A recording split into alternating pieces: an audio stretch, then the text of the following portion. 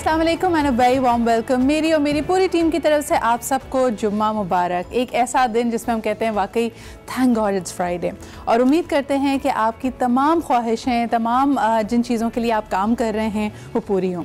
कल मैं अपने कुछ फ्रेंड्स के साथ बैठी हुई थी और ओवरऑल इन्वेस्टमेंट की बात हो रही थी। I think somebody had invested in a house या लैंड और वो पैसे फंसे हुए थे और एडजस्टमेंट की बात हो रही थी कि किस तरह पैसे निकलवाए जाएँ।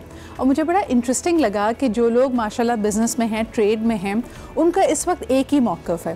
कहने लगे लिक्विडिटी और कैश फ्लो इतना बुरा है सिदरा कि इस वक्त ऐसा है जैसे किसी शेर के मुंह से आपने निवाला छीनना है, इस तरह किसी से आपसे पैसे मांगने।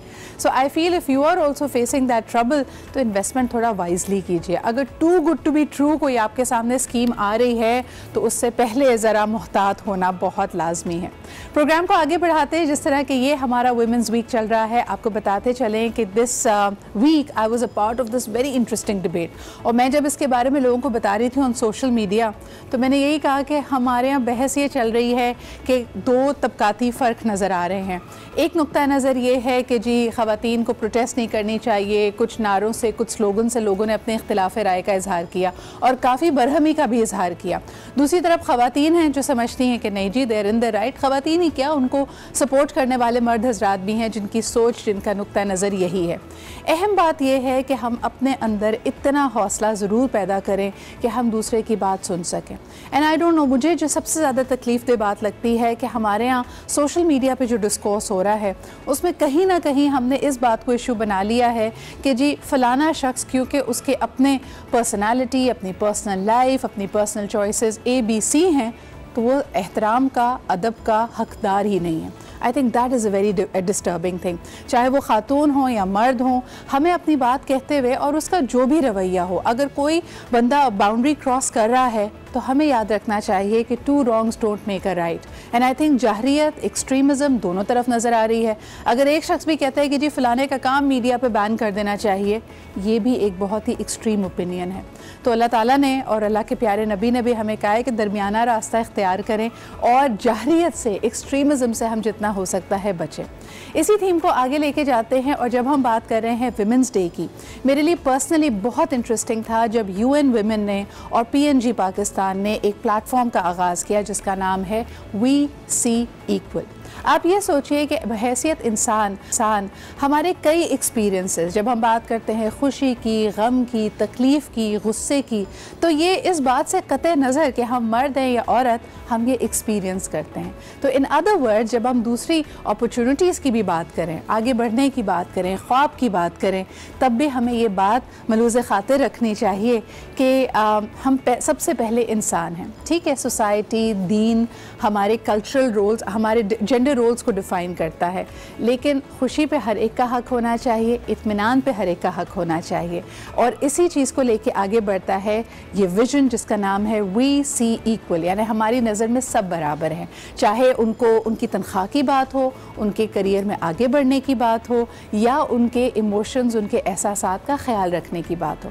आइए आपको लिए चलते हैं इस फोरम में। सबसे बढ़कर ये भी आपको बताती जाऊँ कि प्रॉक्टर एंड गैम्बल अपनी मुख्तलिफ कैंपेन्स के ज़रिए बच्चियों की सेहत को, उनकी तालीम को और उनके हौसलों को आगे बढ़ाने की बात करता है। एंड आई थिंक इसमें कोई दो राय नहीं हो सकती। हर बच्ची का हक है कि उसकी ग़िज़ाइयत की जो रिक्वायरमेंट्स है उसको पूरा किया जाए, उसको तालीम दी जाए और उसको आगे बढ़ने का हर मौका मिले। तो हम आपको लिए चलते हैं इस फोरम पे। PNG itself has 40% ख़वातीन अपनी उनकी टीम में, और वो आइडियली चाहते हैं कि जेंडर गैप कम तो हो रहा है लेकिन कम अज़ कम ये 50% तक जाए। तो वहाँ पे क्या गुफ्तगू हुई, आइए आपको दिखाते हैं।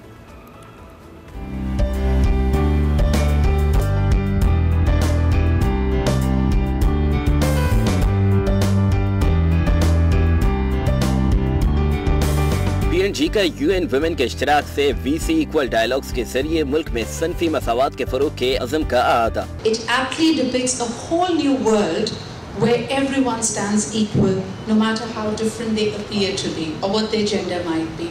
इसका मकसद दुनिया की तामीर के लिए बातचीत का आगाज और तब्दीली के लिए तहरीक पैदा करना है।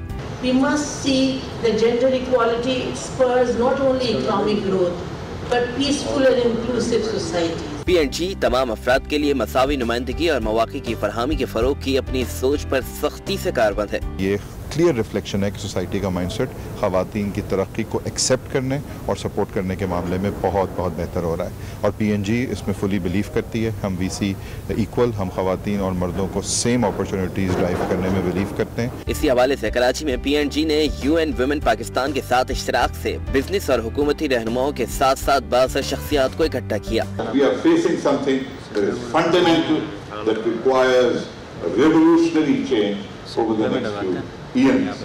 इस बैठक का मकसद फिक्री रुझानात का तबादला था और उन चैलेंजेस पर गुफ्तगू करना था जो मुल्क में सनफी मसावात की तरक्की को तेज करने में अफराद और मुआशरे की राह में रुकावट हैं।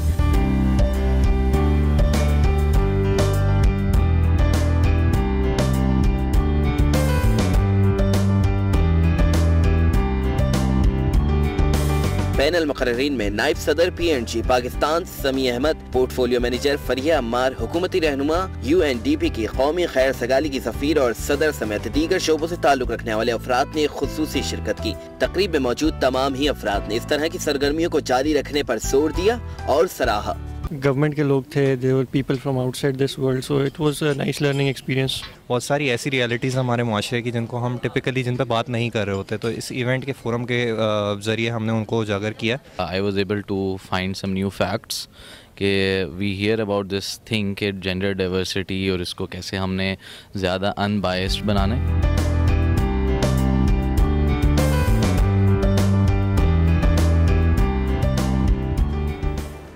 जब भी हम सिनफी मसावात की बात करते हैं यानी जेंडर गैप को कम करने की, जेंडर इक्वालिटी की, इसका हरगिज़ ये मतलब नहीं है कि ख़वातीन और मर्दों के बीच में एक टकराव की सी सूरत हाल हो। हम इस पूरे व्हील को री इन्वेंट करने की बात नहीं कर रहे, तमाम जेंडर रोल्स को रीडिफ़ाइन करने की बात नहीं कर रहे, बल्कि मुझे सबसे अच्छा लगता है जब मर्द हजरात अपना एक रोल प्ले करते हैं in being the advocates for women. जब हम इंसाफ की बात करें, जब हम लोगों को अपॉर्चुनिटीज़ प्रोवाइड करने की बात करें, तो वो मर्द हजरात जो अपने घर की ख़वातीन, अपने माशरे की ख़वातीन की खैर सगाली करते हैं, उनको आगे प्रमोट करते हैं, I think the nobody like it. और इसी फोरम पे हमारे साथ ममी अहमद साहब, vice president and country head for PNG Pakistan, and of course Javed Jabbar साहब, इनकी बातें बहुत इंस्पायरिंग थी। फरिया अम्मार वहाँ पर मौजूद थी और इसके अलावा समीना बेग भी थी। अभी बढ़ते एक छोटे से ब्रेक की तरफ और ख़वातीन के एक बहुत ही अहम इशू पे बात करेंगे। हमें तो जी तन बदन में आग लग जाती है किसी भी खातून को अगर आप आंटी कहते हैं। ये क्या मसला है, इस पे बात करते हैं एक छोटे से ब्रेक के बाद।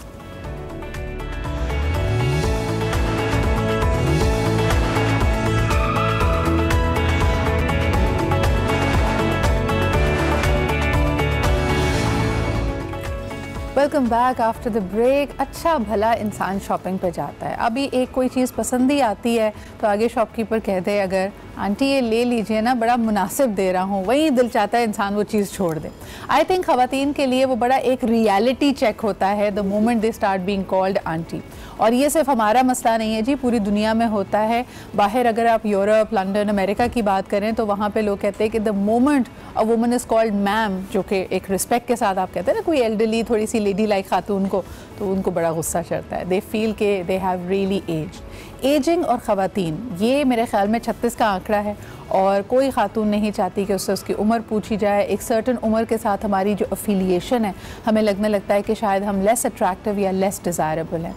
इस मिथ को अब चैलेंज करने की ज़रूरत है। हाल ही में जिस तरह के आप देख सकते हैं सुपर बोल की परफॉर्मेंस पूरी दुनिया में मशहूर हुई, क्या परफॉर्मेंस थी। 2 of the biggest stars that we know in the world today, Jennifer Lopez वहाँ पे मौजूद थी, शकीरा थी। And if you look at the performance, कतई नज़र कि हमारा उनसे कल्चरल मेल मिलाप नहीं है और आप उस तरह की चीज़ें हमारे माशरे में नहीं देखते, लेकिन जो एनर्जी लेवल था, जो ज़िंदगी में इत्मीनान और खुशी थी, आप कहीं से पता नहीं लगा सकते कि जेनिफर लोपेज 50 साल की हैं या फिर शकीरा 43 ईयर्स की हैं।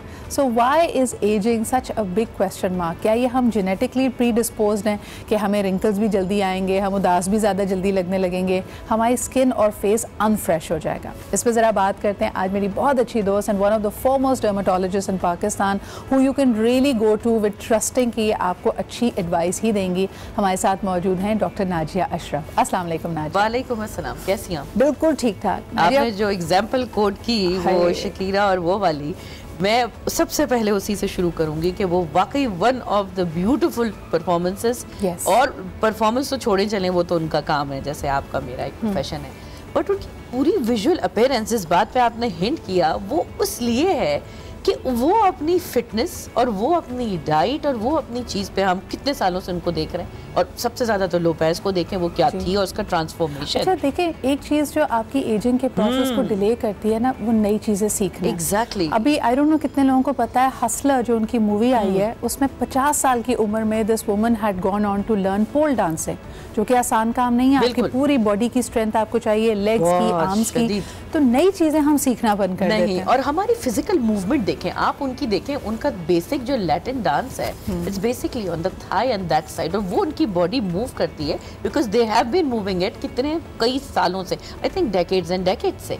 तो हमारी अब फिजिकल फिटनेस या हमारी डाइट, हमें सब कुछ करना है। हमें देखें वो वीडियो आपको, मुझे, हम जैसे करोड़ों लोगों को पहला अच्छा सवाल तो मुझे फिर वहीं पे लेके जाता है कि आपने भी इशारा दिया कि जेनेटिकली जनरेशन से उनकी डाइट, उनका लाइफस्टाइल, उनका डांस उनको हेल्प करता है। क्या हमारी जो सब कॉन्टिनेंट की अगर बात की जाए, खुसूसन पाकिस्तान में मौजूद ख़वातीन की, हमारे जीन्स ही बेचारे ऐसे हैं कि हमें 30 के बाद 60 का दिखाने लगते हैं, फिर हमारी देखिए लाइफ ट्रू ऐसा है, बिल्कुल जीन्स का भी है, लेकिन लैटिन बॉडी भी दुबली पतली बॉडी नहीं है, उनकी शेपिंग जरा डिफरेंट किस्म की है, और उसमें भी हमारे देखें हमारी जो बॉडी फीमेल्स की खास तौर पे, जिस एज ग्रुप की आप बात करें, वो पियर बॉडी होती है कि ऊपर से बेशक सही भी हो तो हिप की साइड से लोअर बॉडी हैवी होती है। अब लैटिना फिगर भी तकरीबन ऐसा ही है, और वो हमारी तरह डार्क और ऐसे ही होते हैं।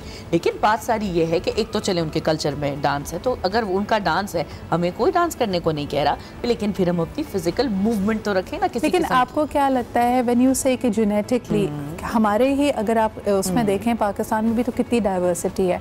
अगर आप केपी में जो पठान एथनिसिटी के लोग हैं, उनकी एजिंग स्लो होती है, और उनकी एजिंग यानी हमारे यहाँ चले एक्टिविटी लेवल तो कम होता है, लेकिन अगर let's begin with appearance, Nazia उनके यहाँ रिंकल्स नहीं पड़ते, स्किन स्मूथ होती है, झाइयाँ नहीं पड़ती, तो एक जेनेटिक एडवांटेज। बिल्कुल, हमारे पास जितनी वैरायटी है वेदर की, रेस की, जीन्स की, वो बहुत डिफरेंट है। हम चले जाएं ये सवात और कश्मीर में 18 साल के 20 साल के लड़के लड़कियों को भी आई के पास आपको क्रोस फीट नज़र आना शुरू हो जाएंगे। यही कश्मीर का बंदा अगर कराची शिफ्ट हो जाए, 5 साल बाद आप उसकी फ्रैकलिंग देखना शुरू कर दें, क्योंकि वो इतने एक्सट्रीम हीट में आ जाता है। सेम हैपेंस विद कोयटा और साइड कराची का बंदा एवरेज रहता है, क्योंकि उसका मसला नहीं, even central Punjab base fine है। हम 20 के बाद ही 40 के लगते हैं, कंसिस्टेंट रहते हैं, उसके बाद हिलते नहीं। अच्छा, अब खवातीन के लिए देखें, हम ये शो कतई जेंडर बायस में नहीं कर रहे कि आदमियों को, लेकिन आदमियों के एजिंग साइन इतने डिले से आते हैं, अनलेस अनटिल कोई फ्यू एक्सेप्शंस हो जाए, कि हमें उन पर बहुत ज़्यादा बात करने की और मेंटेन करने की बहुत ज़रूरत की बात हम करते नहीं हैं। ख़वातीन इसलिए तो हमारा शो बहुत देख रही हैं और उनकी बॉडरेशन बहुत ज़्यादा होती है, बिकॉज वो किस पे आती है, हार्मोनल इम्पैक्ट में। Let's begin with all the science. आपने जिस तरह इशारा किया, सन एक्सपोजर, पाकिस्तान में माशाल्लाह हमें भरपूर किस्म की सनलाइट मिलती है, सनस्क्रीन हम लगाते नहीं। इसका इफेक्ट है, वो बाहर जाएंगे तो लगाएंगे ना। इतने प्रोग्राम आपने और इतने मैंने कर लिए, लेकिन आज तक वही सवाल है, एक तो समझ नहीं आ रहा कौन सा SPF लगाऊं, मैं तो घर से बाहर ही नहीं निकलती, क्यों लगाऊं? ये सवाल आज भी चल रहा है। भाई देखिए, एक बार फिर रिपीट कर लेते हैं कि जितनी भी UV रेडिएशंस आती हैं, वो सारी आपकी कांच के ज़रिए, आपके शीशों के ज़रिए घर के अंदर जो फिल्टर होके आती है, उसके लिए बाहर निकलना ज़रूरी नहीं है, और वो इतनी ही हार्मफुल है over the years and years, सालों साल। और हम में से कौन है जो बाहर ना निकलता हो कपड़े सुखाने के लिए, कोई सब्जी लेने के लिए, छोटी बातों से लेके काम करने वाली खवातीन तो निकलने की कोई वजह, और खास तौर पे बच्चों के पिक एंड ड्रॉप कोई भी लेवल पर ये तो है। अनलेस आप वैम्पायर हैं, आपको जो सनस्क्रीन की बहुत जरूरत है ना, फिर आपको सनस्क्रीन की लगा ले तो ठीक। बिल्कुल। अच्छा, नेक्स्ट क्वेश्चन जो आपने कहा, एजिंग। पहले लोग कहते थे, खवातीन बल्कि बाकायदा अपनी बेटियों को बताती हैं कि बेटी जी 40-45 की उम्र तक मेरे बाल सफ़ेद नहीं हुए थे। आज आप 20-21 साल की लड़कियों की ग्रेइंग देख रही हैं, ये क्या वजह है? इससे भी पहले देखें, इसमें सबसे पहले तो जेनेटिकली मॉडिफिकेशन, हमारे इन्वायरमेंटल ट्रिगर्स, हमारी जो पोल्यूशन, हमारी जो पानी, हमारे शैम्पूज और उनमें होने वाले चेंजेस, हमारी डाइट चेंज। आप मुझे बता दें, जब हम छोटे थे तो क्या हमारा चिप्स, बिस्किट, पास्ता का कोई इस्तेमाल इस हद तक था कि हमारी अपनी जो मेजर डाइट होनी चाहिए वो साइड हो जाए और हम सिर्फ इन चीज़ों पर हो रहे हों? आज जो बच्चा कहता है, माँ कहती नहीं, मैं इसका दिल नहीं तोड़ूँ, मैं उसको देती जाऊँ। देखिए, जो ग्रोथ की एज है, जो नरिशमेंट देने की एज है, वहाँ पर हम उसके लाड प्यार पूरे करने के चक्कर में जब उसे वो डाइट नहीं देते, वो डेफिशिएंसी एक बहुत एक्सट्रीम लेवल तक पहुंच जाती है, जो अक्सर लोगों में तो नजर नहीं आती लेकिन अक्सर में हमें नजर आती है इन फॉर्म ऑफ उनकी, ये तो वजन ही नहीं बढ़ाता, ये तो ऐसे दुबला, ये जैसे आप पहला सवाल डाइट पे करें, ये तो कुछ खाता ही नहीं, तो भाई बच्चे को तो खिलाना पड़ता है, वो कौन सा खुद बैठ के वो स्टेक काट के खाने लगेगा या बिरयानी की प्लेट खाने लगेगा। जो लड़कियां टीनेज को क्रॉस करती हैं, बिकॉज उसके बाद ही पहले मुझे लगता था कि एंटी रिंकल क्रीम्स हैं या आपकी एजिंग को स्लो करने वाली जो क्रीम्स हैं वो शायद कोई 30, 35, 40 साल की खवातीन इस्तेमाल करेंगे, लेकिन तमाम सेल्स गर्ल को सजेस्ट करने वालों को, इवन डॉक्टर्स को मैंने कहते सुना है 25 के बाद आपका एजिंग बहुत फास्ट हो जाता है, डिपेंडिंग कि आप अपनी उसके साथ कर क्या रहे हैं। आजकल सबसे इंपॉर्टेंट चीज़ जो मैं अपने क्लिनिक और हॉस्पिटल में देखती हूँ वो है hormonal changes due to polycystic ovarian disease. किसी को वो चेंज बहुत कम, किसी को इतना और किसी को बहुत ज़्यादा है। कम वाले को तो इतना इग्नोर किया जाता है कि जब तक वो इतना ना बढ़ जाए। अच्छा, किसी का ये हार्मोनल चेंज सालों में आहिस्ता आहिस्ता ख़राब होता है और आपको उसके इफेक्ट नज़र आना शुरू होते हैं, आपके बाल गिरने लगते हैं, चेहरे पे बाल आने लगते हैं, आपकी वेट बढ़ने लगता है। एक्सट्रीम पे जब पहुंच गया तब ये तब आपने इलाज शुरू किया। मेरे कहने का मकसद ये है कि जब जो छोटे आपको साइन सिम्टम नजर आए और आप डॉक्टर के पास जब जाएंगे, डर्मेटोलॉजिस्ट और गायनेकोलॉजिस्ट के पास, वो उसी वक्त आपको जरूर अलार्म करेगी कि देखें ये चीजें आउट ऑफ कॉन्टेक्स्ट हैं, आपको जरूर करना है। और इस पे तो पेशेंट देखें 10 में से 8 सीरियस होते हैं और वो आते हैं इसी वजह से, वो काम करते हैं, चले 1-2 छोड़ देते हैं या इधर उधर टोटके शोटके लगाने लगते हैं। लेकिन बात सारी ये कि जब आप फैक्ट्स एंड फिगर्स को इग्नोर करते हैं ना, आपका वो क्वेश्चन कि हम क्यों बुरे लगने लगते हैं 30 के बाद, प्रेगनेंसीज एंड डिलीवरीज बहुत से ज़्यादा खवातीन को, और इवन इसके अलावा भी अगर वो नहीं भी हो रही तो जो हमारे मंथली साइकिल्स के ऑल्टरेशंस हैं उसकी कीमत स्किन पर, बालों पर जरूर आती है। अच्छा, एक दो तीन कॉमन बातें कही जाती हैं, उसका मैं आपसे पूछना चाहूँगी। मुझे ये बताएं, पूरी नींद और एजिंग, इसका आपस में क्या गठजोड़ है? बहुत अच्छे। देखिए, पूरी नींद के जो डेफिनेशन है, कई लोगों के लिए 8 घंटे, कई लोगों के लिए 12 घंटे, कई लोगों के लिए 10 घंटे, जो एवरेज है कि 6 घंटे तो कम से कम भी इतनी तो होनी चाहिए। हाँ, बहुत अच्छा है तो आप 8 घंटे ले लें, लेकिन ज़्यादातर लोग इतने बिजी होते हैं कि वो नहीं ले पाते, तो 6 घंटे की अच्छी नींद इन अ गुड टाइम। ठीक है, यानी ये नहीं कि अब आप रात 3 बजे से सुबह 9 बजे सो रहे हैं, ऐसे नहीं। कोशिश करें कि थोड़ा पीछे करें। आजकल टेलीविजन, हमारे जो सॉफ्टवेयर्स हैं फ़ोन के, वो हमें सोने नहीं देते, तो फिर डिसिप्लिन की ज़रूरत है। जैसे आप डिसिप्लिन लेंगे, अगेन आपके टीनेजर्स, आपके बच्चे, यूनिवर्सिटी गोइंग बच्चे जो पढ़ रहे हैं, उनके लिए भी वो डिसिप्लिन इम्प्लाई होगा। और cannot stress this enough. Discipline is the first form of self-love. आप कंसिस्टेंटली अगर नींद पूरी लेंगे, it will slow down your ageing.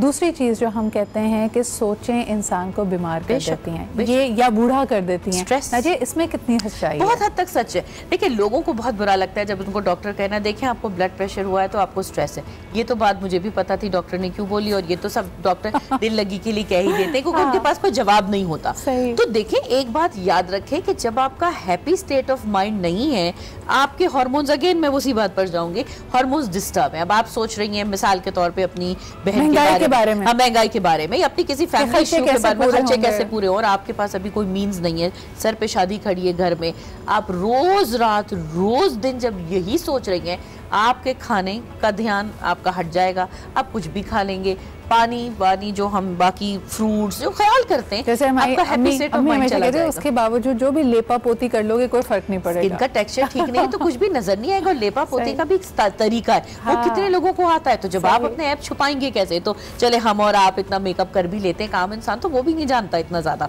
तो लिहाजा जो होती है ना, जैसे बच्चों को कहा जाए कि भाई फलानी चीज से रिंकल नहीं पड़ेंगे, तो वो रोज रात को मास्क लग रहा है, लेकिन अगर उस मास्क के नीचे सोच वही है, थकन वही है, स्ट्रेस वही है, इट विल नॉट हेल्प। और हर एज ग्रुप की एक स्ट्रेस है और वो उसको एड्रेस करना उस लाइफ टाइम, उस राइट टाइम पे जरूरी है, वरना उसके इम्प्लीकेशंस, उसके बिहेवियर और उसकी पूरी हेल्थ पर आते हैं। ये बात आपकी बिल्कुल। अच्छा, एक और बताइए नाजिया कि जब हम बात करते हैं वजन की, जी, क्या आपका वजन अगर ज्यादा हो तो आप उम्र में बड़ी लगेंगी? बिल्कुल ऐसा है, और ये बहुत ज़्यादा है। देखें, एक तो ये सबसे बड़ा इम्पैक्ट ये जो पॉलीसिस्टिक ओवेरियन डिजीज़ का, प्रेगनेंसीज, डिलीवरीज का यही आता है कि जैसे जैसे आपका हर पेशेंट को, जितने को भी पूछे ना सवाल, पहला क्वेश्चन क्या हुआ जी, मैं आई हूँ इस वजह से मुझे अपने बाल, स्किन सब अच्छा नहीं लग रहा, कब से शुरू हुआ?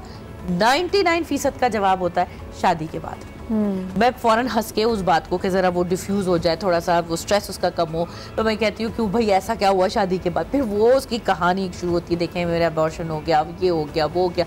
उसके पीछे सबके पीछे एक हार्मोनल एक तो चीज़, उसके बाद नए माहौल में एडजस्ट होने की बात। Again coming to your point जो आपने स्ट्रेस का कहा, अक्सर नहीं हो पाती उनके में वो एडजस्टमेंट ही नहीं है। और उसके बाद breast feeding, pregnancy, breast feeding ऐसे 2-3 बच्चों का हो जाना मींस उनकी सेहत अब एक और उनकी अपीयरेंस दूसरा ये कि आपने स्ट्रेस में आप स्ट्रेस ईटिंग भी तो बहुत करते हैं, आपका दिल चाहता है आप जंक खाएं, आप मीठा खाएं, वजन का डायरेक्टली ताल्लुक है जी आपकी एजिंग से, नींद पूरी ना हो, स्ट्रेस। अच्छा अब ज़रा एक्सटर्नल चीज़ों पे आ जाते हैं कि आपको लगता है कि अपना इस तरह ख्याल रखना है कि आप स्पा ट्रीटमेंट्स कराएं, फेशियल्स कराएं, ये आपकी एजिंग के अमल को स्लो डाउन कर सकती है? बिल्कुल करती है, करना चाहिए, लेकिन अगेन हमारे पास बहुत सारे लोग ना तो इस चीज़ को अंडरस्टैंड करते हैं, इस पर किसी भी किस्म का इन्वेस्टमेंट चाहे वो 10 रुपए का भी क्यों ना हो उसे पैसे का ज़िया समझते। मैं यही बात पर फिर जहाँ से आपने प्रोग्राम शुरू किया जाना चाहती हूँ कि वेस्टर्न कल्चर में 13 आप खुद देखती हैं 13 साल की लड़की भी और 60-70 साल की दादी भी सब बालों की शेपिंग, अपने लिए पैम्परिंग एक जैसी। हाँ मोड्स उनके डिफरेंट होंगे अकॉर्डिंग टू द एज। हमारे यहाँ मुझे बता दें हमने किस दादी को स्पा में या 100 दादियों को नानियों को स्पा में देखा। अगर आपका लाइफस्टाइल या आपकी जेब या आपकी टाइम कमिटमेंट्स आपको नहीं भी अलाउ करती नाजिया कि आप बार बार जाके कोई ट्रीटमेंट ले सकें, डिसिप्लिन के साथ अगर कम खर्च चीज़ भी की जाए, यानी रोज़ अगर आपने अपनी क्लेंजिंग कर ली, रात को सोने से पहले मॉइस्चराइज कर लिया, that will have an बिल्कुल। और ये आप ले लें, देखिए कोई मॉइस्चराइजर 10 दिन में खत्म नहीं होता, इतनी बड़ी जार्स किसी भी एवरेज की भी और नॉर्मल की भी कि आप और लगाने का तरीका देखें। मॉइस्चराइजर मैं हमेशा टेलीविजन पे बताती रही हूँ कि ये लेके जो हम यूं करते हैं ना, हम इतना मॉइस्चराइजर ज़ाया करते हैं, इसे सिर्फ 2 ड्रॉप पहले निकालें और फिंगर से लगाएं, यही जार 3 महीने चलेगा। तो अगर आपने कुछ इन्वेस्ट ज़्यादा भी कर दिया है वो 3 महीने में उसकी कॉस्ट डिवाइड कर लें। बहुत सारी जो क्रीम्स हैं वो एक्सपेंसिव भी हो गई हैं, लेकिन उसके अलावा भी आपकी स्किन की कैपेसिटी है इसको एब्जॉर्ब करने की, एक मटर के दाने जितनी क्रीम काफी है। 2 भी ले लें तो भी बस आराम से उसको फैलाएं, उसी को आई के नीचे लगा लें, बहुत कॉस्ट इफेक्टिव है। हमने असल में ना एक हवा सा बना लिया, ये चीजें बहुत महंगी है, बहुत महंगी है। पेशेंट जब बैठ के देखते हैं हाँ आप सही तो कहे 3 महीने अगर फेस वॉश चल रहा है तो क्या बुराई है कि भाई अगर आपने पानी पूरा नहीं आप पी रहे हो 8 ग्लास, या फिर आप अपनी नींद पूरी नहीं कर रहे हो, बेहतरीन आई क्रीम भी आपको रिजल्ट्स नहीं देगी। फ्रूट्स नहीं खा रहे, सब्जियां खाने का तो कल्चर ही नहीं रहा है, सिर्फ और सिर्फ हमें चिकन खानी है, हमें ये खाना है। देखिए सब्जियों को भी खाने का बार बार मैं बताती हूँ तरीका है कि सैलेड्स और स्टर फ्राई। और आप कभी भी अगर किसी भी हमारे आजकल पकाने का रिवाज है, आपने किसी अंग्रेज को सब्जी को ब्लांच करने से ऊपर नहीं देखा। ब्लांचिंग क्या है, उसको गर्म पानी में डाला और निकाल दिया। तो सोचें कि उसकी न्यूट्रिशन कितनी ज्यादा क्रूशल होगी। और ये जो घंटों हमारी सब्जी पकी, इसमें तो सिर्फ उसकी डेड बॉडी है सब्जी की, जिसको हम कहते हैं कि डीजल सब्जी ना खाएं, एक्चुअल सब्जी खाएं। Thank you so much Nazia for being here. आज बड़ी ज़बरदस्त चीज़ें हमने क्लैरिफाई की। एक और चीज़ मैं कहना चाहती हूँ कि बहुत ज़्यादा जो दुबला हुआ फेस है, आप यंग एज में तो चलें वो हाई चीक बोन स्ट्रक्चर बहुत अच्छा लगता है, लेकिन अगर आपका बहुत दुबला फेस है that is going to add to your aging. एक आखिरी टिप आपको देती जाऊँ कि अगर बड़ी तेज़ी से वज़न कम करेंगी तब भी स्किन ढलक जाएगी, तो आहिस्ता आहिस्ता वर्जिश के साथ वज़न कम करें। लेते जी एक छोटा सा break, will be right back.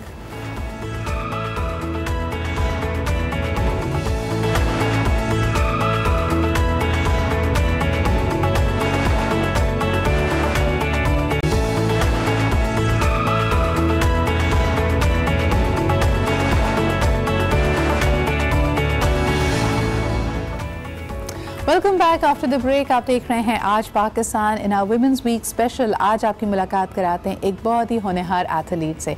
आप इनसे पहले भी मुलाकात कर चुके हैं, नेशनल चैम्पियन और in the field of badminton, लेकिन हाल ही में ये वापस आई हैं एक ब्रॉन्ज मेडल और एक सिल्वर मेडल लेके। इनकी ओवरऑल रैंकिंग अगर सिंगल्स की बात की जाए तो नाउ शी रैंक्स एट 138, जो कि इनकी करियर की बेहतरीन रैंकिंग है। और अगर डबल्स की बात की जाए तो शी इज़ एट नंबर 149। इनसे मुलाकात करते हैं, लेकिन उससे पहले दिखाते हैं इनके बारे में आपको ये शॉर्ट रिपोर्ट।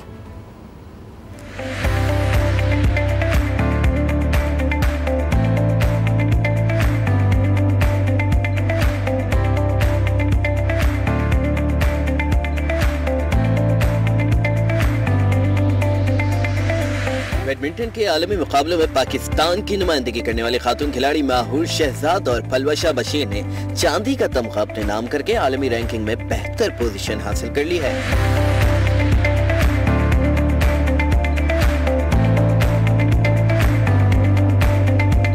माहूर और पलवशा ने अपने अपने सोशल मीडिया अकाउंट्स पर पैगाम शेयर करते हुए अपनी कामयाबी का ऐलान किया। दोनों खिलाड़ियों की सोशल मीडिया पोस्ट के मुताबिक कीनिया में मुनक्किद होने वाले कीनिया इंटरनेशनल बैडमिंटन 2020 सीरीज मुकाबलों में वुमेन्स डबल कैटेगरी में पाकिस्तान की नुमाइंदगी करते हुए पलवशा बशीर और माहूर शहजाद ने चांदी का तमगा अपने नाम करके मुल्क का नाम रोशन कर दिया। माहूर ने ये भी बताया कि ये जीत उन्हें आलमी दर्जाबंदी में 149वीं पोजीशन पर ले गई है।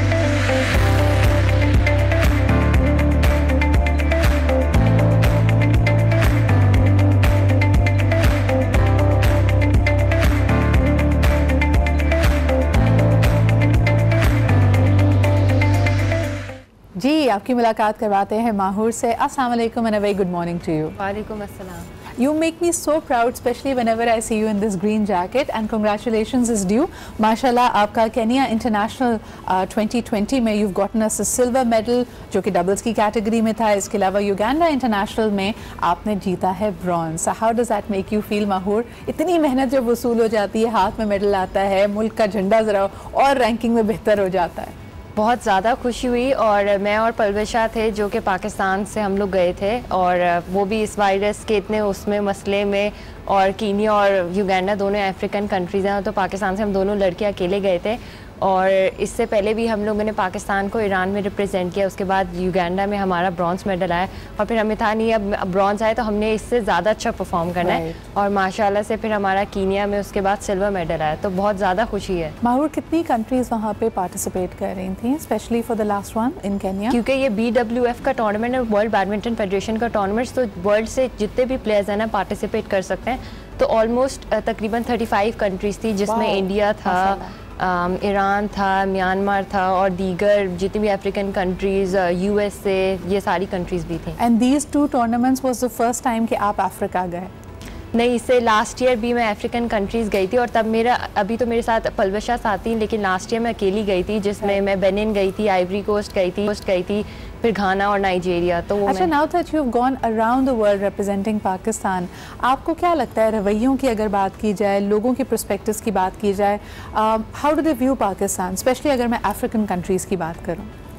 मुझे लगता है कि पाकिस्तान तो अफ्रीकन कंट्रीज से ज़्यादा डेवलप है, तो वो लोग भी यही समझते, खैर वहाँ पे जो पाकिस्तानी कम्युनिटी थी उनकी वजह से भी अफ्रीकन्स को यही लगता है कि फ़ील होता है कि पाकिस्तानी लोग बहुत ही अच्छे हैं और पाकिस्तान एक बहुत ही अच्छा मुल्क है। तो डेफिनेटली वो लोग भी यही कहते हैं कि अगर पाकिस्तान में इंटरनेशनल टूर्नामेंट होगा तो वो लोग ज़रूर आएंगे। और जैसे लास्ट ईयर भी पाकिस्तान इंटरनेशनल सीरीज़ 2019 हुआ था, तो डिफरेंट कंट्रीज़ की पार्टिसिपेशन काफ़ी ज़्यादा थी, काफ़ी लोग पाकिस्तान इंटरनेशनल सीरीज़ खेलने आए थे। अच्छा, मैं लोगों को ये भी बताती चलूँ कि Pakistan best business school IBA की ग्रेजुएट है Mahur. She is completed her bachelors और अब फुली फोकस्ड हैं अपने स्पोर्ट के ऊपर यानी बैडमिंटन के ऊपर। मुझे ये बताओ कि माशाल्लाह ranking has, this is your best ranking 2020 and beyond के लिए अपने लिए क्या विजन है, क्या ख्वाब है? मेरा एम है कि अभी जैसे मेरी रैंकिंग 138 आई है, तो मैं कोशिश कर रही हूँ कि मैं वर्ल्ड के टॉप 100 प्लेयर्स में आऊँ, फिर वर्ल्ड के टॉप 70 प्लेयर्स में आऊँ। और ओलंपिक्स 2020 तो अब काफ़ी मुश्किल हो गया कि उसके लिए मुझे एटलीस्ट टॉप 100 में आना पड़ेगा। और जो ओलंपिक क्वालिफिकेशन पीरियड है वो अप्रैल 20 उसका जो पॉइंट्स हैं जी बिल्कुल, तो यही मेरी कोशिश है कि वर्ल्ड के टॉप 70 फिर टॉप 50 और इंशाल्लाह टॉप 10 प्लेयर्स में आके पाकिस्तान के लिए ओलंपिक्स में या जो वर्ल्ड चैम्पियनशिप है उसमें पाकिस्तान के लिए मेडल लूँ। मुझे ये बताएं माहूर, और ये मैं अभी क्योंकि थोड़ी देर पहले हम एजिंग की बात कर रहे थे, ख़ास तौर पे एथलीट्स एंड प्लेयर्स के लिए कहा जाता है कि बड़ा एक लिमिटेड स्कोप इनके करियर का होता है, एक छोटा सा लाइफ स्पैन होता है। Is that changing now? Because now we see women athletes, अगर आप बहुत सारे लोगों की बात करें, टेनिस प्लेयर्स में specially, they go on to play well beyond into their 40s। Is that something that you aspire to do as well? बिल्कुल, और बैडमिंटन में भी अगर देखा जाए तो ली चोंग भी जो वर्ल्ड नंबर 1 रह चुके हैं और ओलंपिक्स मेडलिस्ट रह चुके हैं, तो उन्होंने बैडमिंटन 36 ईयर्स तक खेला और अब जाके उन्होंने रिटायरमेंट दी है, वो भी इसलिए क्योंकि उनको नोज़ कैंसर हो गया था। और इसके अलावा भी जो लिन डैन है वर्ल्ड के टॉप प्लेयर्स, वो अभी तक 36 की ईयर में भी खेल रहे हैं। तो बिल्कुल मतलब एज मैटर नहीं करती, अगर आपके अंदर फोकस है और आप विलिंग हो कि नहीं मैंने परफॉर्म करना है तो फिर age is not a limit. लेकिन अगर इसी चीज़ को अभी हम थोड़ी देर बात कर रहे थे पहले जेनेटिक डिस्पोजिशन की, डू यू थिंक एशियंस क्या वो लाइफ कमिटमेंट होती है, हमारे जेनेटिक प्री डिस्पोजिशन है कि we don't see Asian players going all the way into those age brackets? अगर बैडमिंटन की बात की जाए तो बैडमिंटन में जितनी भी एशियन कंट्रीज़ हैं वो टॉप पे हैं, जैसे चाइना हो गया, इंडिया हो गया, चाइनीज़ ताइपाई, हांगकांग, जापान, कोरिया, ये लोग सारी टॉप कंट्रीज हैं बैडमिंटन में। तो और वो इसी के लिए मेरे ख्याल से क्योंकि एशियंस के पास रिस्ट काफ़ी ज़्यादा स्ट्रॉन्ग है, तो वो सारा आपके जेनेटिक और आप जिस एरिया से हो वो उस पर डिपेंड करता है। यूएस से और जितनी बाकी मतलब कंट्रीज़ हैं जो दूसरे उससे हैं वो बैडमिंटन में थोड़ा सा पीछे कंपैरेटिवली टू चाइना, इंडिया। अच्छा, badminton was always taken to be a ladies game, यहाँ पे एक बहुत पॉपुलैरिटी थी। मुझे याद है अगर आप गली मोहल्लों की भी बात करें, बच्चियाँ शाम के वक्त खुद ही खेल रही होती थी, लेकिन with time that trend has gone down. How can we revive that in Pakistan? अच्छा, ये वैसे गलत समझा जाता है कि बैडमिंटन जो है लड़कियों का स्पोर्ट है, बैडमिंटन इक्वली लड़कों के लिए भी उतना ही टफ है और वो लड़कों के अपने कॉम्पिटिशन्स होते हैं। तो बैडमिंटन एक बहुत ही फिजिकल डिमांडिंग स्पोर्ट है, उसकी ट्रेनिंग काफ़ी ज़्यादा है, उसकी अगर आप and it is the fastest racket sport, तो उसके अंदर काफ़ी ज़्यादा मूवमेंट करनी पड़ती है, आपकी स्पीड अच्छी होना चाहिए, आपका स्टेमिना अच्छा होना चाहिए, आपके पास स्ट्रेंथ होनी चाहिए, तो it's a very demanding.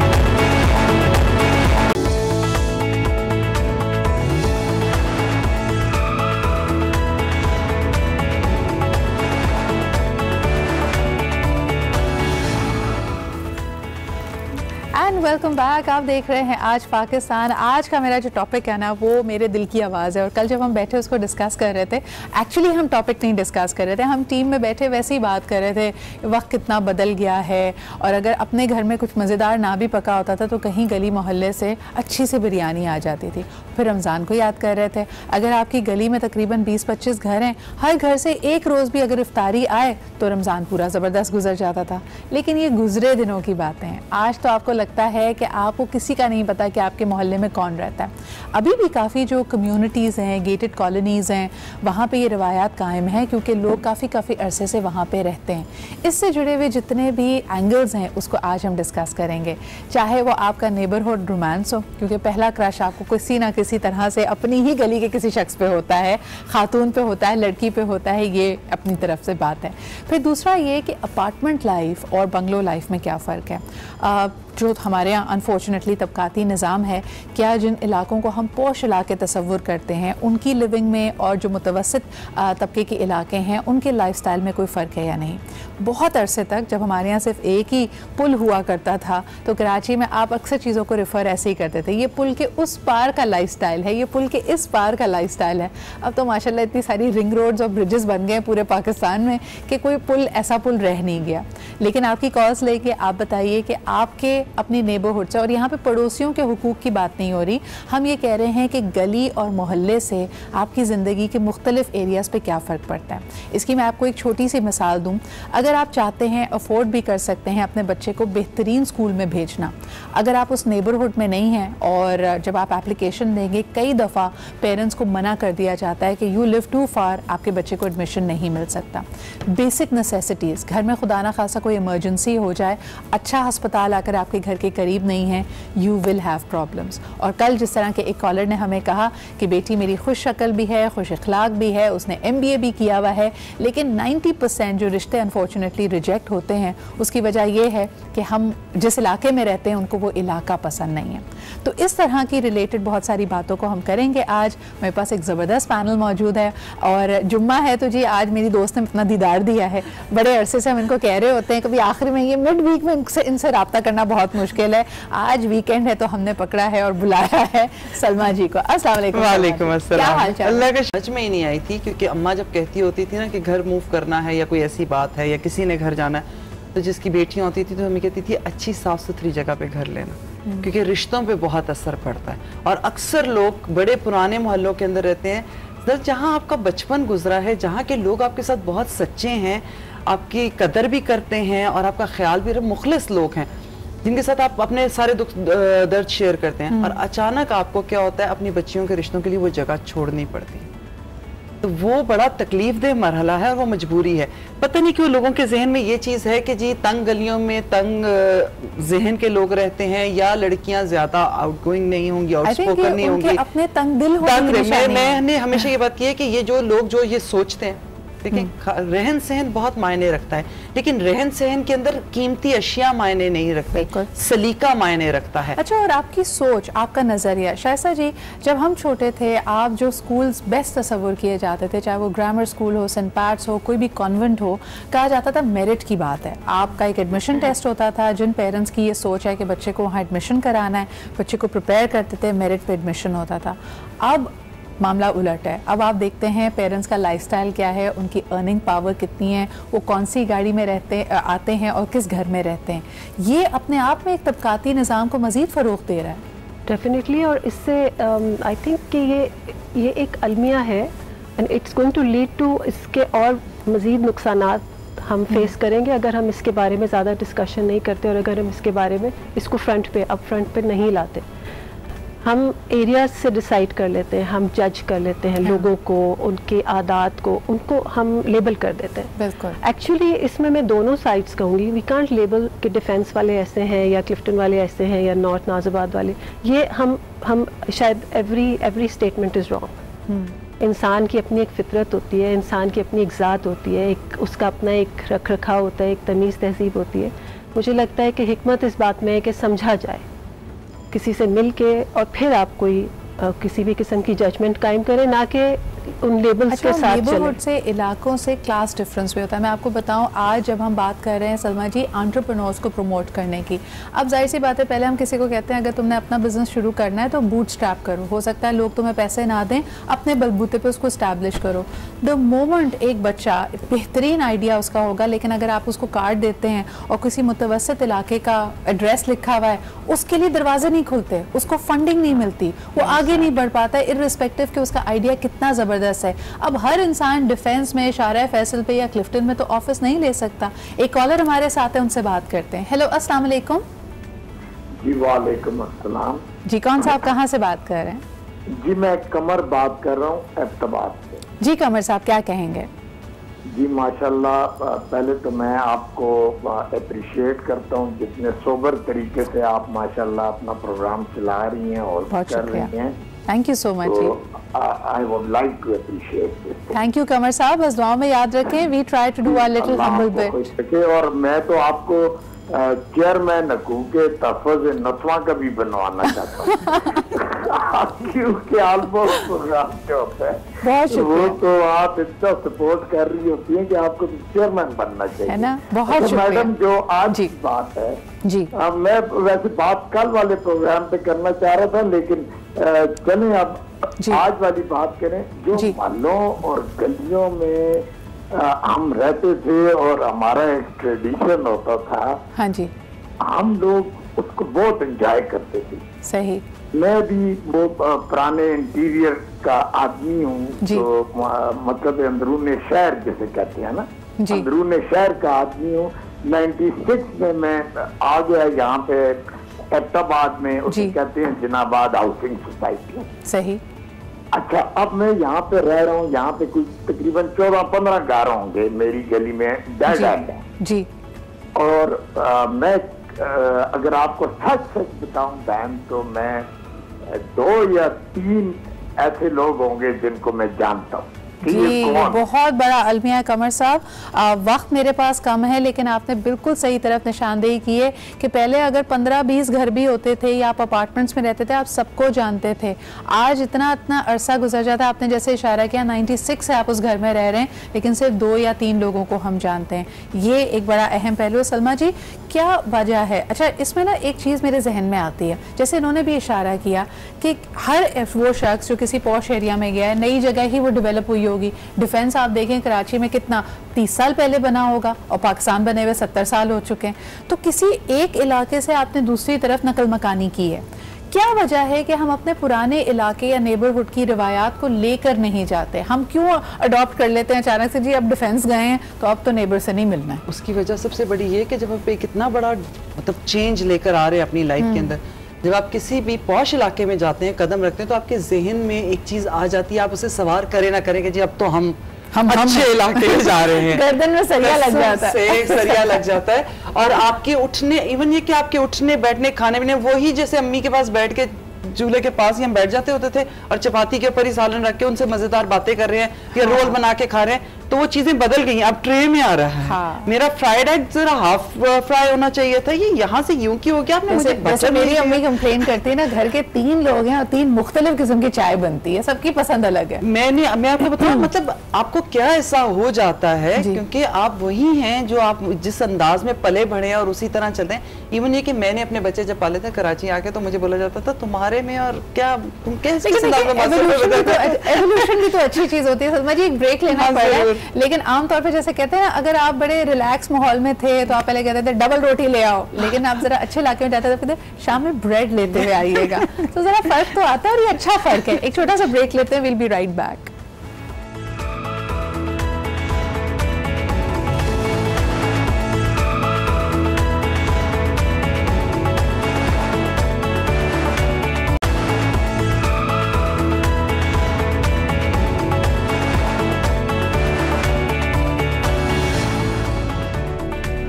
Welcome back after the break. बात ये भी करेंगे कि आप किन चीज़ों को अपने जहन में लेके आते हैं, क्या आपकी चेकलिस्ट होती है जब आप एक नए घर में जा रहे होते हैं, क्या सिर्फ और सिर्फ इलाका मैटर करता है या आपकी और रिक्वायरमेंट्स होती हैं। ऑफ कोर्स अपनी फैमिली को देखते हुए घर कमरे कितने हैं, किचन कैसा है, बाथरूम कैसा है, ये तो आपके लिए अहम होगा।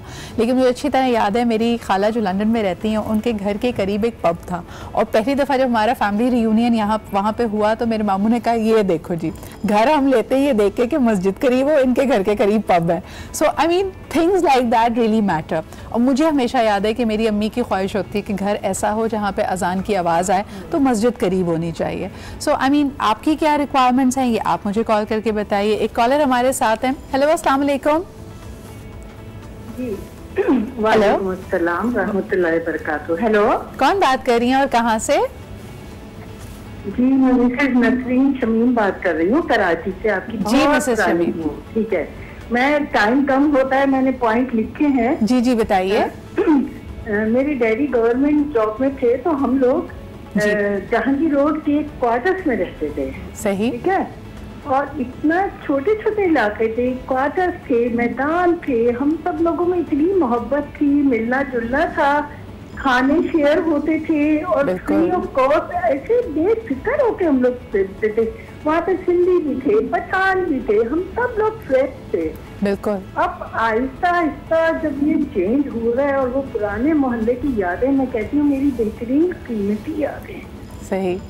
मिसेज शमीम, आपको सबसे ज्यादा क्या चीज याद आती है अपने पुराने मोहल्ले की और घर की? मुझे पुराने मोहल्ले की एक अम्मी की फ्रेंड थी जी, उनका इस वक्त नाम मैं भूल रही हूँ, वो पठान थी और उनके घर में तंदूर था। जबरदस्त। उनके यहाँ जाती थी मैं छोटी सी उनके साथ, और वो अम्मी को बिठा के कहती थी आपा बैठ जाओ। हाँ। और जल्दी जल्दी वो तंदूर में अपने हाथ से रोटी बनाती थी और मैं आके फाड़ के देती थी।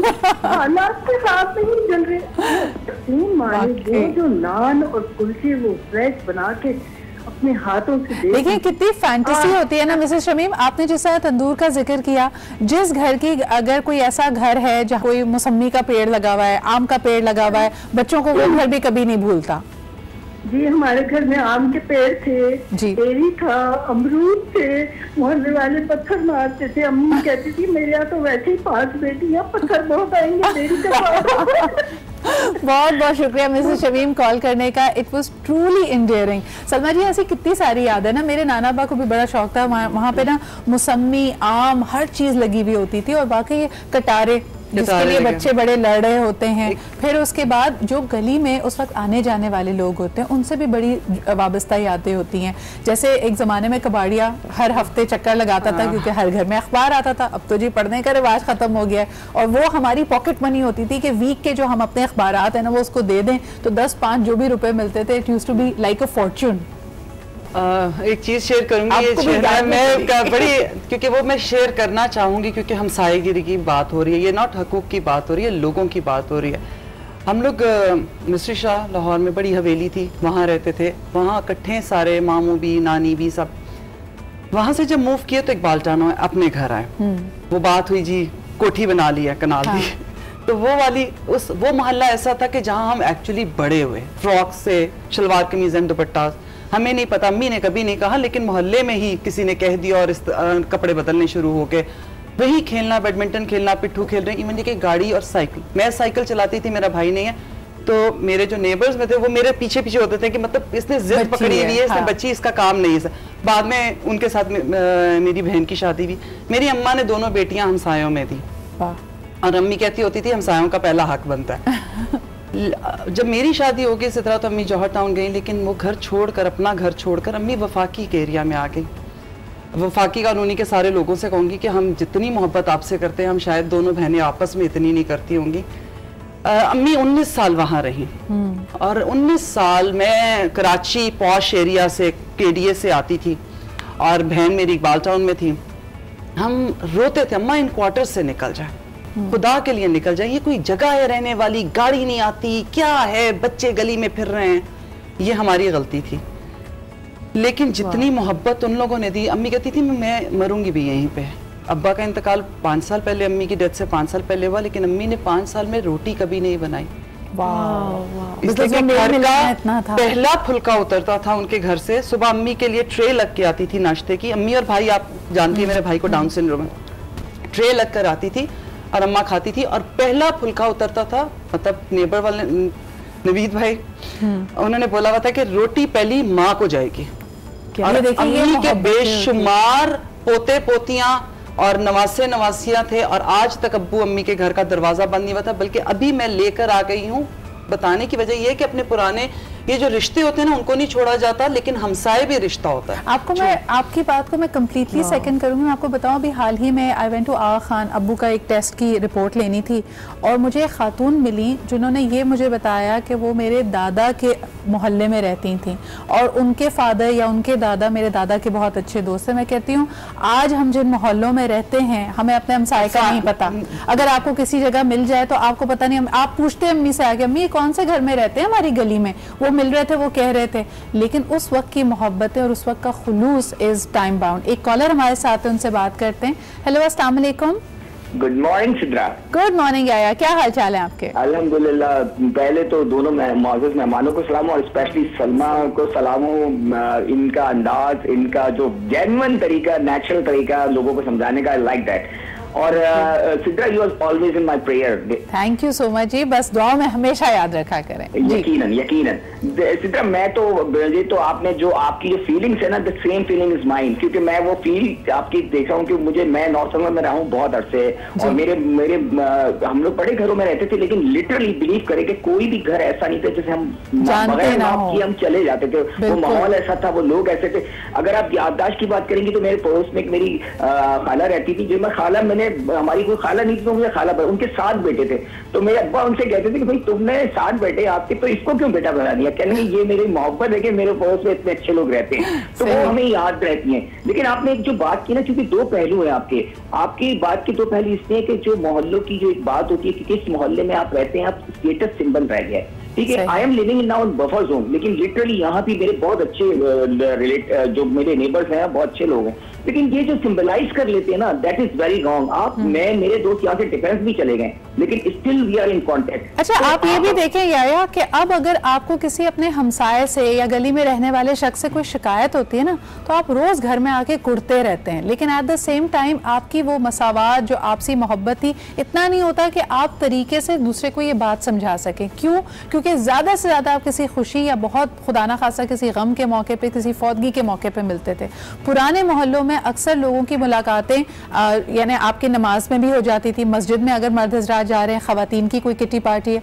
आई एम सो ग्रेटफुल, जैसे हम अपनी लाइफ में इतने बिजी होते हैं, मेरी अम्मी के लिए एक बड़ा ज़बरदस्त मौका है कि once a month there is a kitty party जो कि मोहल्ले की होती है, तमाम ख़वातीन मिलती हैं। एक उन्होंने शौकिया कोई कमेटी भी डाली हुई है ताकि वो जिसकी कमेटी निकलती है वो अपने घर पर डिनर रख लेता है। सो आई फील कि those are things that we really need to nurture. Thank you so much Yaya for calling in. Shaista ji, एक बात मैं आपसे कहना चाहूँगी कि जहाँ इंसान की आगे बढ़ने की ख्वाहिश होती है, वो नए मोहल्ले, बड़े घर, बड़े इलाके में जाना चाहता है।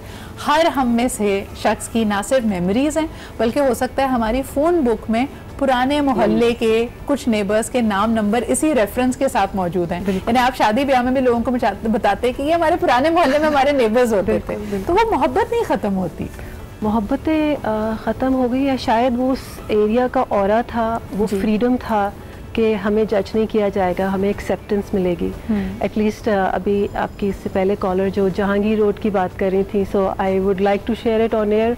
My father after partition Jahangir road पे रहे, और वो जो मेमोरीज वहाँ की शेयर करते हैं तो एक्चुअली हमें सुन के अनबिलीवेबल लगती है कि क्या कोई किसी के घर में इतना आना जाना भी और इस किस्म का मिलना मिलाना भी हो सकता है। और उसमें मैं ये कहती हूँ कि एक फ़िज़िकल सिक्योरिटी के साथ साथ जो इमोशनल सिक्योरिटी होती है ना, वो हमारी मेंटल हेल्थ के लिए बहुत इंपॉर्टेंट है। और हमारी अगर इनिशियल स्टेजेस पे मेंटल हेल्थ एक स्टेबलाइज हो जाए तो वो हमें सारी ज़िंदगी में जो भी हमारी परेशानी है, मुश्किलात है, उसमें हेल्प करती है। अगर माशरे से आपको एक्सेप्टेंस मिल रही है और मिलने आपस में मोहब्बतें हैं, और एक सिंपल जब एक कम्युनिटी बैठती है तो डिस्कशंस होती हैं, उसमें लोग अग्री करते हैं, डिसअग्री करते हैं। अच्छा, कई दफ़ा आप ये देखते हैं कि मोहल्ले में जहाँ आप चले गए सलमा जी, वहाँ पे दोस्तियाँ करते हैं, बट देयर आर टाइम्स, और अब पूरी दुनिया में लोगों को लग रहा है कि जी जिन लोगों के साथ मैं अपना बुढ़ापा गुजारना चाहता हूँ, बेशक वो मेरे रिश्तेदार ना हो, दोस्त साथ मिलकर घर ले रहे हैं।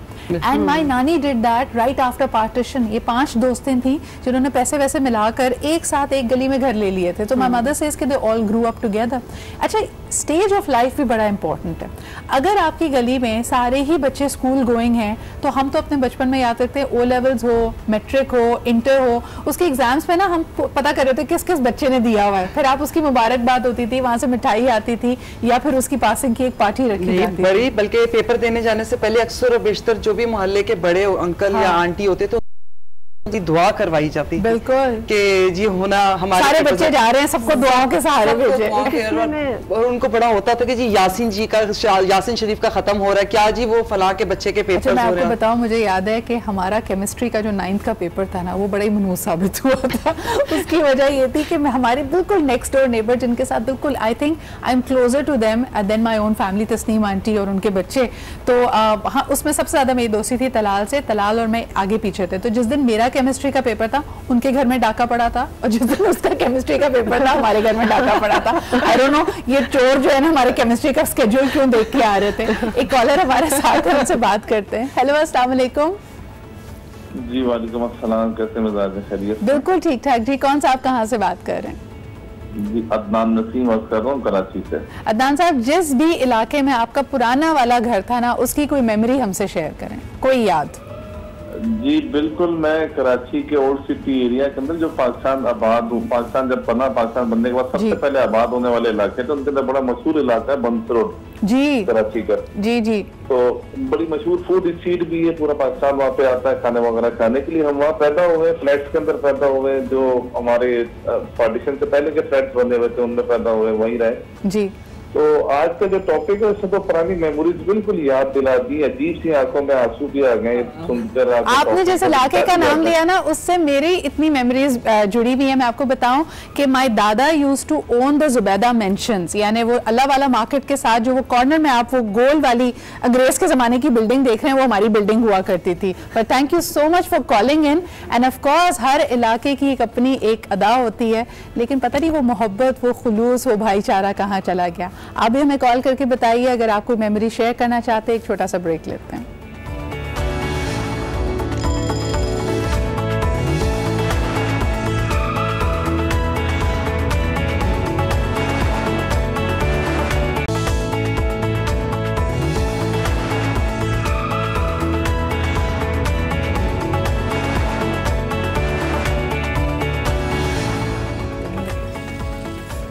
स्टेट सीक्रेट है जी वो हमारा। वेलकम बैक, आप देख रहे हैं आज पाकिस्तान। बड़ी सारी पुरानी यादों को हम विज़िट कर रहे हैं। आप भी हमें कॉल कीजिए, बताइए। अच्छा जी, हमने जो शुरुआत में बात की थी कि शुरू में अगर आप एक ही मोहल्ले में रह रहे हैं और आप लड़कपन, टीनेज की तरफ जा रहे हैं, तो जो एक्सेस में होती है ना चीज़ें, वही फैंटेसी का हिस्सा बनती हैं। पहला क्रश अमूमन आपको अपने मोहल्ले में ही होता है। अब वो हो सकता है आपसे उम्र में बड़ा हो, छोटा हो, आपके बराबर हो, लेकिन वो जो पहली अट्रैक्शन होती है ना, वो अमूमन नेबरहुड्स में ही होती है। उसके भी बड़े मज़ेदार किस्से हैं। या तो आप छत पे बहाने से, टेरेस पे बहाने से, पढ़ाई भी हो रही है तो घूम रहे हैं टेरेस के ऊपर ही, जी सबक याद किया जा रहा है। दूसरी तरफ न्याज की जो प्लेट होती थी, चाहे वो हलवा हो, पुलाव हो, वो लेके लोग पहुँचते थे और पहली दफ़ा ज़रा मौका मिल जाता था सलाम दुआ करने का। आप मुस्कुरा रही हैं कि आप गालबन एक पराठा लेके गई थी अपने होने वाले ससुराल, बेबैन ससुराल, हैं जी? ज़रा किस्सा तो बताएं। क्योंकि हम लोग मतलब पंजाब के हैं तो उधर बहुत ज़्यादा ट्रेंड है और अंदरून मोहल्लों में बहुत ज़्यादा ट्रेंड है। तो इकबाल टाउन में हुआ करते थे और ये हमारे नए नए नेबर्स आए थे। मेरे फादर इन लॉ को कहीं हार्ट अटैक हुआ तो ट्रैवल करने की परमिशन नहीं, तो इन्हें घर लेना पड़ गया। तो बिल्कुल हमारे साथ वाला घर इनका था। अम्मी नए महल्लेदार आए, पराठे देकर आओ, जो चीज़ बननी है वो जा रही है। पहले भाभियाँ ले लेती थी, तो एक दिन उनके घर बड़ा हंगामा था। जैसे मैं एंट्री ना आधी अंदर जा पाऊँ ना बाहर जा पाऊँ, तो मेरे जो ससुर बाद में बने वो वहाँ थे। आज जो लड़की क्या लेकर आई हो मेरे लिए? मैं कहा जी अम्मी ने आलू के पराठे बनाए हैं, आपके लिए भिजवाए हैं। तो मैं हाँ आ जाओ अंदर। तो हमें बिठा के साथ ही आसिम क्रॉस कर रहे थे, इधर आओ बरखुदार, ये मेरा बेटा है हाफिज कुरान, तुम इससे शादी करोगे? I was like कि बाबा जी को क्या?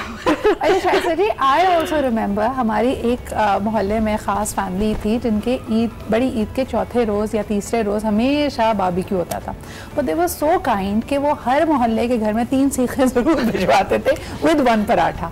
अब ये रिवायत ख़त्म हो गई और इसी से एक बड़ा सीरियस मौजू मेरे जहन में ये आ रहा है कि पहले आप देखें टॉलरेंस, डाइवर्सिटी थी। अभी हमारी कॉलर ने कहा कि मुख्तलिफ अगर ज़बान बोलने वाले भी साथ हैं, मुख्तलिफ मसालिक के अगर लोग हैं तो कभी ये तमीज़ या ये डिफरेंस नहीं करते थे कि जी अगर आपके घर में मजलिस हो रही है या आपके यहाँ खूंडों की न्याज है या आपके यहाँ मिलाद है तो हम आएंगे नहीं। आई रिमेंबर हमारे मोहल्ले में अगर कोई क्रिश्चियन फैमिली भी है तो आप उसको क्रिसमस भी विश करते थे, उनकी तरफ से कोई चीज़ आती थी। अब दिलों में इतनी सख्ती क्यों है कि हम बाकायदा मुँह पे कह देते हैं जी हम इसको नहीं मानते, ना हम आएंगे ना हम खाएंगे। ये क्या बात हुई? ये बड़ी तकलीफ़देह बात है। बात ये है कि अल्लाह ताला ने तो ये दुनिया सबको मिला के ही बनाई है और जब हम अदर हो जाते हैं, जब हम उससे निकल जाते हैं या हम अपने आप को किसी भी फॉर्म में सुपीरियर या किसी एक ख़ास लेवल पे समझने लगते हैं कोई भी, तो वो एक्चुअली आइसोलेट हो जाता है, वो सबसे अलग ही हो जाता है। कम्युनिटी लिविंग की सबसे ज़्यादा खूबसूरती यही है कि उसमें एक्सेप्टेंस होती है, एक दूसरे को समझना और उनको एक्सेप्ट करना एज इट इज़, बजाय इसके कि किसी को अपने जैसा बना लेना। एज इट इज़ एक्सेप्ट करना। आपका जो टॉपिक से रिलेटेड मैं ज़रूर कहूँगी कि growing up in an environment जिसमें कि वाकई एक अरसे तक पता ही नहीं था कि कोई फ़र्क है हमारे रिलीजन्स में या हमारे ये नहीं पता था। नहीं पता होता था कि कौन अहले तशय्युअ है कौन अहले सुन्नत है, नहीं पता था एक्चुअली। ग्रैंड मदर्स वर सो इंटरकनेक्टेड और कभी आइडिया ही नहीं आया, कभी इस चीज़ का एहसास नहीं है। अब ज़्यादा ये चीज़ें नज़र आती हैं कि भाई इसमें सेपरेशन होनी चाहिए या नहीं होनी। सॉरी आपकी बात काट रही हूँ कि अगर कोई भी अहले तशी में से कोई चला जाता तो हॉस्पिटल उनकी कोई मेजर सर्जरी या हार्ट सर्जरी है तो तब तो ये नहीं देखा जाता था, तब वही दस्तरखान भी लगते थे, चांदनियाँ भी बिछती थी और उधर बैठ के वजीफे भी किए जाते। अल्लाह ना करे किसी के घर मुसीबत हो जाती। इवन ये कि क्रिश्चियन फैमिली थी जो कि वो हमारे घर काम करती थी, बाजी नसरीन, और हमने उनके हाथ के खाने खाए हुए, रोटी बना के खाई खिलाई। उनके घर में प्रॉब्लम आई तो हमारे घर में यासीन का ख़त्म चल रहा था। ये सब कुछ क्या था, अम्मी बाकायदा जाती होती थी और हालांकि कहते हैं जैसे कि कुर्बानी का गोश्त आप नहीं देते, ये बड़ी बड़ी लोगों की बातें। कई चीजें हम नोटिस करते थे। पहले सभी एक जैसे थे ना, सबके गली के मोहल्ले में अगर कोई गाड़ी है, गाड़ी इस्तेमाल हो गई, नया नया अम्मी बताती हैं कि बचपन में अगर टीवी या रेडियो आया सब लोगों ने एक साथ मिलकर देख लिया। यहाँ तक कि अगर आपके घर में कोई बड़ी दावत हो रही है तो I have seen a time जब हमारे घर में लोग आके कहते हैं जी कुर्सियाँ एक्स्ट्रा दे दीजिए, मेहमान ज्यादा आने वाले हैं, या फलाना क्रॉकरी सेट दे दें। अब ये चीजें और आप अपने दिलो जान से हर चीज निकाल के, इवन ये कि किसी की बच्ची का रिश्ता आ जाता था, मुझे ये तो बहुत अच्छी तरह याद है। हमारे घर में रेड कलर के सोफे थे और कारपेट डला हुआ था, और सुबह उठे तो सब कुछ गायब था। अब ये क्या हुआ, वो उधर भिजवा दिया क्योंकि जगह अच्छी लगे दिखे। तो वो चीजें, और मेरी अम्मा का क्या होता था कि बाद में दिल में उनके एक चोर होता था कि चीजें लगी हुई हैं या बच्ची ने जोड़ा कुछ बहुत अच्छा पहना हुआ खाने की चीजें, तो लोग सारी जिंदगी ये ना सोचेंगे ये यही मिलेगा। लेकिन आपको मैं बैठ के बड़े प्यार से कहती थी होना सारा कुछ चंगा चाहिए। अक्लमंद लड़की तो वो है जो थोड़े के अंदर सलीके के साथ चले। अक्लमंद लड़की तो मुझे अम्मी की बात कभी समझ कभी आप ये बुराई करनी चाहती है तो बाद में वो बच्चियां कहती होती थी कि आपकी बात उनको बहुत हिट की, उनके दिमाग में रह गई क्योंकि आप इतनी दफा बोलती थी और इतने तरीके से बोलती थी। तो सॉफ्ट रिमाइंडर होता है। अच्छा, इसी तरह हम बात कर रहे थे, मेरी बहन की जो मदर इन लॉ है वो बताती हैं वो खाना बहुत अच्छा बनाते हैं सलमा जी। तो जैसे हम कह रहे थे कि खूंडों के न्याज फैमिली में है, बेशक आपकी वो बिलीफ नहीं भी है, तो उनको कहा जाता है घर जाती थी और मीठी टिक्कियाँ उनके लिए बना के आती थी। अब हमारे दिलों में अनफॉर्चुनेटली वो वुसअत नहीं रह गई है। लेकिन शायद जी, बिफोर वी वाइंड अप, अगर आपको मोहल्ले की किसी घर की कोई बात बुरी लगे, जैसे होता है ना कि कचरा बहुत फैलाया हुआ है या गाड़ी सही पार्क नहीं करते, तो उसको बताने का तरीका लोगों को कहें कि सॉफ्टली एड्रेस किए जा सकते हैं ये इश्यूज? मुझे लगता है हर इशू एड्रेस किया जा सकता है अगर सिर्फ एक चीज़ हम सब एज अ नेशन अंडरस्टैंड कर लें कि एवरी सिंगल पर्सन जो भी है इंसान वो काबिल इज़्ज़त है। बिल्कुल, जैसे कि हम इंडिविजुअली खुद भी हैं वैसे दूसरा भी है। और कॉन्फ्लिक्ट बहुत बहुत हेल्दी होता है, एक्चुअली एक एनवायरनमेंट के लिए बहुत अच्छा होता है। उसकी डिस्कशन होती है, उस पर डिबेट होती है, बस उसमें अगर एक लाइन ये लगी हुई है कि हम एक दूसरे की बाउंड्रीज का ख्याल रखेंगे, तो मुझे लगता है कि ये बात दिल के अंदर रख के फिर उसका पूरा वॉल्केनो बना के एक टाइम पे निकालने से बेहतर है। और हमें तो देखें छोटे छोटे डिफरेंसेस हमें नजर आते हैं, हम जबान एक ही बोलते हैं, रहन सहन एक है। आप इमेजिन करें जो बड़ी बड़ी कॉस्मोपॉलिटन शहर हैं, न्यूयॉर्क की बात करें, आप लंदन की बात करें, वहाँ तो बिल्कुल ज़ाहिरी तौर पर भी फ़र्क है, फेथ वाइज भी अलग हैं, but people live happily together. बहुत बहुत शुक्रिया शाइस्ता जी, सलमा जी फॉर बीइंग है, बड़ा मज़ा आया जी आज की गुफ्तगू में भी। अपने फीडबैक और कमेंट्स मुझे ज़रूर भेजिएगा। आपसे पीर के रोज़ फिर मुलाकात होगी, अपना ख्याल रखें, खुदा हाफ़िज़।